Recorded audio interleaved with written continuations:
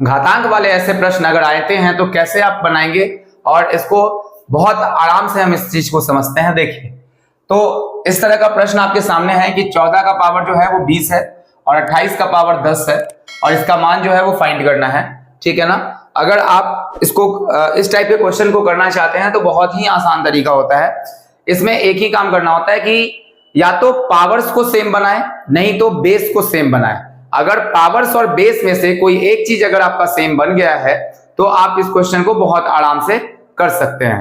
तो चलिए देखते हैं। तो यहां पर देख रहे हैं कि 14 का पावर ये लिखा है 20 और उसके बाद है 28 का पावर है 10, ठीक है।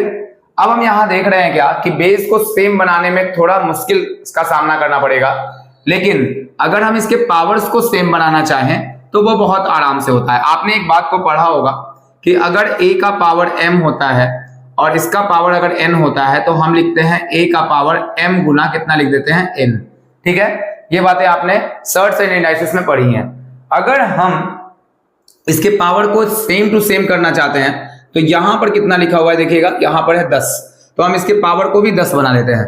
तो 10 बनाने के लिए आपको क्या करना होगा, तो 14 का पावर, ठीक है।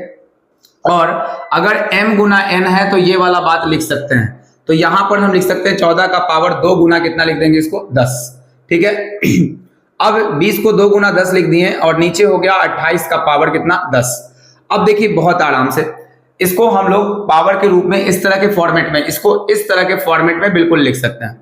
यानी कि 14 का पावर हो जाएगा 2 और इसका पावर पूरा निकाल देंगे तो 10, और ये होगा 28 का पावर कितना हो जाएगा, तो यहां पर भी 28 का पावर 10 हो गया। अब आप देख रहे हैं कि दोनों का जो बेस है वो सेम टू सेम हो गया, कोई गड़बड़ी नहीं है इसके बेस में।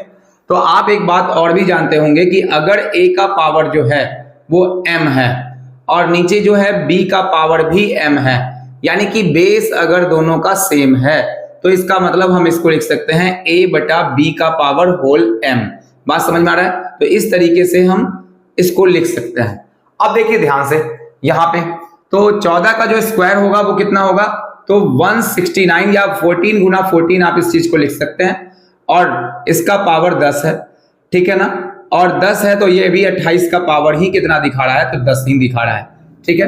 अब आगे देखते हैं ध्यान से कि अगर ये वाला a का पावर m है, ये पूरा a है, इसका पावर m है, और ये पूरा b है, इसका पावर m है, तो आप इसको लिख सकते हैं 14 गुना 14 बटा में लिख सकते हैं 28, और इस पूरे का पावर लिख सकते हैं कितना 10, ठीक है। यहां तक पूरी बातें आपको समझ में आ गई होंगी। इसके बाद हम लोग देखते हैं कि क्या, कि इसको हम काट देंगे तो यहां पे आ जाएगा 2 बार में और यहां से कट जाएगा ये 7 बार में। तो देख रहे होंगे कि यहां पर बच गया 7 और जो ऊपर में बचा वो कितना बच गया 10। तो 7 का पावर जो 10 है ही इस सवाल का जो होगा वो उत्तर होगा। तो आपको ये वीडियो बिल्कुल अच्छे तरीके से समझ में आया होगा।